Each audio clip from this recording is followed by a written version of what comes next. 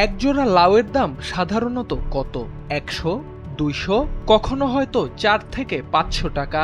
এর বেশি ভাবাও কঠিন। কিন্তু সম্প্রতি একজোড়া দেশি লাউ বিক্রি হয়েছে ১৮,০০০ টাকায়। অবিশ্বাস্য এই ঘটনাটি সুনামগঞ্জের দিরাই উপজেলার। আর তা নিয়েই এখন স্থানীয়দের মধ্যে চলছে তুমুল আলোচনা।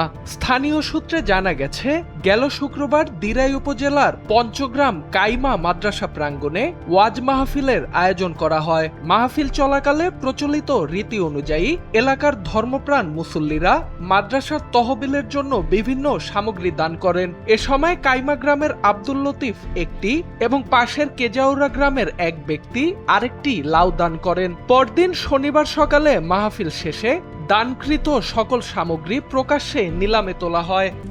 RICL TMX, যুগের পর যুগ স্থাপনা থাকে মজবুত। নিলাম শুরু হতেই ওই দুই লাউ ঘিরে শুরু হয় তীব্র প্রতিযোগিতা। একের পর এক দর হাঁকতে থাকেন মুসল্লিরা। দীর্ঘ দর কষাকষির পর শেষ পর্যন্ত ১৮,০২০ টাকায় লাউ দুটো কিনে নেন এক ব্যক্তি।